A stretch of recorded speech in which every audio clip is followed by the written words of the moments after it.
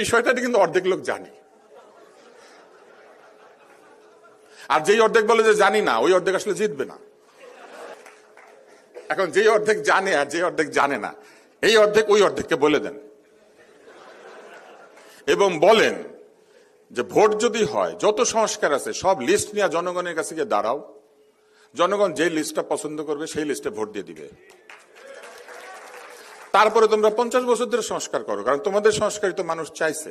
তাহলে তোমরা ভোটে দাঁড়াইয়া যা করতে চাইছো তাই করতে থাকো, 50 বছর ধরে করো। ভোটে আর জিতবা সংস্কার করবা, ভোটে জিতবা সংস্কার করবা, এবং পার্টির নাম দাও জাতীয় সংস্কার পার্টি।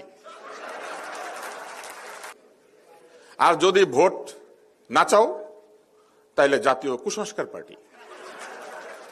শুনেছেন, মানে এত মানুষের রক্ত, বর্ষা বিপ্লব, এত কিছুর পরেও সংস্কার নিয়ে কিরকম মস্করা করে তুষার রাজনীতি বিতর্কের ডায়াস না, বুঝছেন?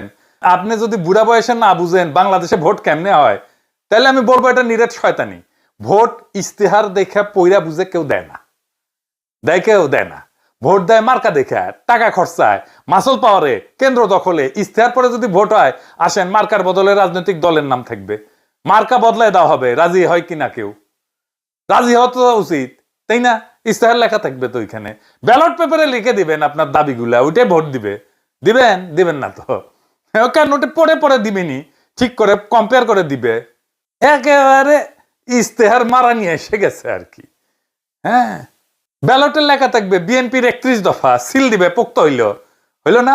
বাংলাদেশ রাষ্ট্রটা করতে পারি নাই আমরা, সেটা করার সুযোগ আসছে অনেক রক্ত পাড়ি দিয়া, সেটা করতে দিবেন না, যেন সে একই ফ্যাসিস্ট কাঠামো অক্ষুণ্ণ থাকে, আর আপনার প্রিয় দল যেন আবার ক্ষমতায় আসে।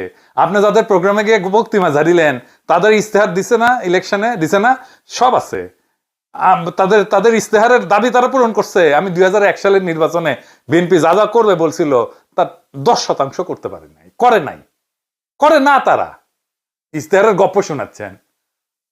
আমি সবগুলা প্রতিশ্রুতিতে যাব না। ওই 2001 সালে 1 নম্বর প্রতিশ্রুতি কি ছিল জানেন? পয়লা নাম্বার ছিল সংসদের আসন সংখ্যা বাড়ায় 500 করা, এবং সংরক্ষিত নারী আসন সংখ্যা বাড়াইছে। হ্যাঁ, 500 করিছে, করে নাই। 1 নম্বরটাই করে নাই। আর আপনি আসিছেন ইস্তেহারের সংস্কার দিবে, সেটা থেকে ভোট দিবে, তারপরে ইস্তেহার করবে।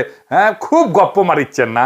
এটা বিতর্কের কুৎসাল না, এটা রাজনীতি। তুষার, সাবধানে পা ফেলবেন, মুখ থেকে কথা বলার আগে খপ করে ধরে ফেলবো। যাই হোক, আবার দেখলাম মামুনুল হক সাহেবকে আনছে, এটা খুব ভালো চয়েস হয়েছে, কারণ তরুণ ইসলামী নেতা, এটা ভালো। উনি কি বলছেন আমি শুনতে পারিনি, তো শোনার আগ্রহ থাকলো। আর আনছে কে? মেজর রেজাউল করিমকে।